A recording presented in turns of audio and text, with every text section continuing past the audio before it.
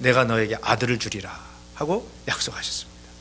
아브라함도 믿었어요. 처음에 믿고, 하나님이 내게 자식이 없어서 고통하는 걸 아시는구나, 나에게 자식을 나이가 좀 들어도 주신다고 그러니 감사합니다 하고 아브라함이 기다렸어요. 근데 기다리고 1년이 지나고 2년이 지나도 자식이 안 생기는 거예요.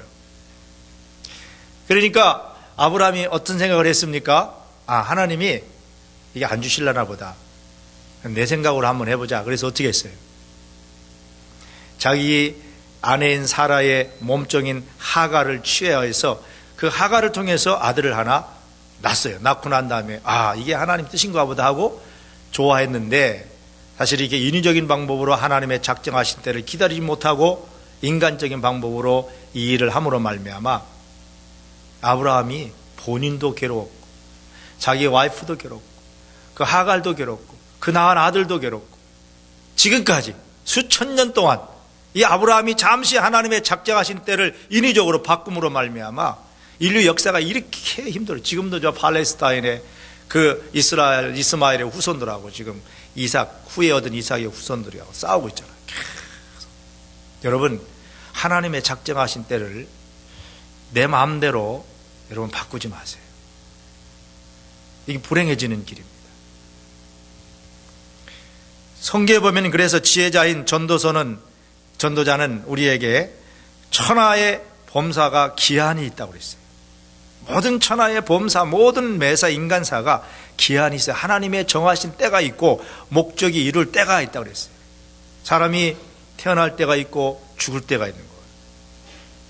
언제 태어나는 건 순서대로 오지만은 가는 건 순서가 없어요. 그러니까 하나님이 가라 그러면 가야 되는 거예요. 거기 순복해야지 안 갈 수 없는 겁니다. 심을 때가 있고 뽑을 때가 있고 또 웃을 때가 있고 울 때가 있고 해간 28가지의 때를 이야기하시면서 하나님께서 범사의 기한을 다 정해주시고 그 목적을 이룰 때가 있으니 그 때를 따라 순종하며 살아라. 그게 지혜로운 인생이다. 이렇게 말씀하고 있는 겁니다. 여러분, 지금 당장 보이지 않아서 어려워서 뭔가 좀 금방 어떻게 됐으면 좋겠는데 그런 일들이 안 돼가지고 애타하시는 분들 계십니까? 또 기도는 열심히 하는데 기도 응답이 아직도 되지 않은 것 같은 그런 아픔 속에 있는 분은 없습니까?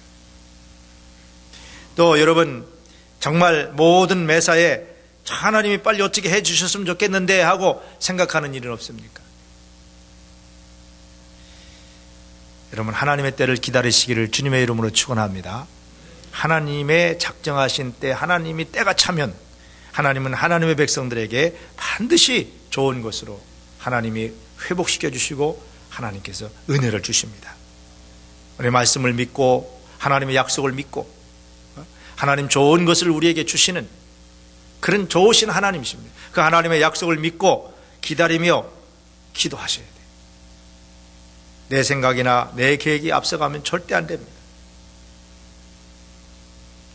하나님의 때를 기다리며 사는 것이 성도의 지혜인데 우리가 어떻게 하나님의 때를 알 수 있을까요? 여러분, 하나님의 때는 우리가 영적으로 민감하고 영적인 직관력을 자꾸 길러야 하나님의 때를 알 수가 있어요. 기도하셔야 되고 성경 열심히 읽으시고 또 여러분이 열심히 예배 드리시고 목장 예배 들어가서 서로 삶을 나누고 서로 섬기면서 중보기도 해주시고 이렇게 예배 드리면서 살면은요, 하나님 우리 인간에게 영적 직관력을 주셨기 때문에 그것이 발달해가지고 하나님의 때를 알게 됩니다. 우리 하나님께서는 우리 인간에게만 영적인 직관력을 주셨어요. 일반 이 동물들에게는요, 그냥 본능만 주셨습니다. 본능. 그래서 이 동물들도 본능으로 살아가는 거예요. 이 본능대로 동물들은 잘 살면 자기에게 주어진 자기의 생명을 주어진 만큼 살다 가는 겁니다. 본능대로. 옛날에 그런 일이 있었잖아요. 저 인도네시아에서 지진이 바다에서 일어나 쓰나미가 일어났을 때 뭐 스리랑카, 인도, 해변, 말레이시아, 태국 이런데 인도네시아 막 해일이 일어나가지고 그냥 수많은 사람들이 죽었잖아요.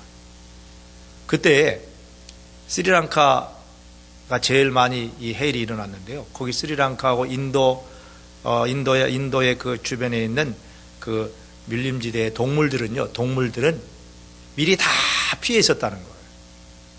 그 누가 피해놨느냐? 그 본능이 그렇게 피해놨어요. 해일이 일어날 걸 알고, 쓰나미가 일어날 걸 알고, 이 동물들은 미리 다 낮은 지역에서 높은 지역으로 다 올라갔다는 거예요. 동물은 하나도 피해 본 게 없어요.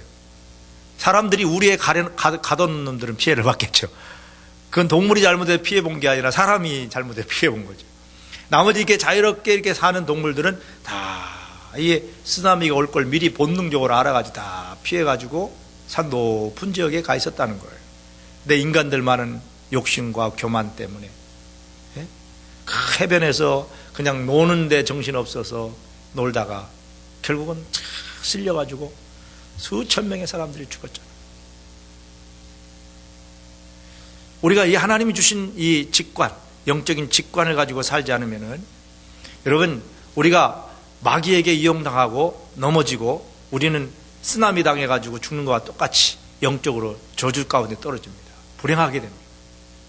여러분, 영적 직관력과 영적인 이런 민감성을 개발하셔야 돼요. 그건 어떻게 주어지는 거냐? 가만히 있으면은 주어지는 것이 아닙니다. 부단히 기도하고 성경 보고 또 하나님 말씀대로 순종하고 예배드리고 선한 마음을 가져야 돼요. 선한 마음 갖고, 그 다음에 자꾸 우리가 감사한 생각을 갖고 긍정적인 생각을 자꾸 가지면은 영적으로 민감해져요. 그런데 맨날 짜증이나 내고 내 마음속에 불평이라 가지고 있고 불만이라 가지고 있고, 그런 사람은 생각을 부정적으로 하고, 이런 사람들은 영적으로 이 민감성이 둔해져요. 그리고 영적으로 직관력이 자꾸 떨어져 가지고 엉뚱한 짓을 하고 삽니다. 영적인 분별력이 없으니까 하나님의 뜻과 하나님의 타임을 모르니까 자기 고집과 자기 본능대로 자아를 따라 살기 때문에 그런 사람들은 결국은 망합니다. 그래서 우리가 왜 범사에 감사하십시오, 항상 쉬지 말고 기도하십시오, 항상 기뻐하십시오, 이런 이야기를 왜 하시느냐 하면은, 영적으로 우리가 이 직관력을 가지고 세상을 분별하고 영적 세계를 분별하고 우리가 하나님의 타이밍을 따라서 하나님의 주관하심을 따라서 살아갈 수 있도록 하기 위해서 그렇게 하신 거예요. 여러분이 이 생각을 잘 하셔야 돼요.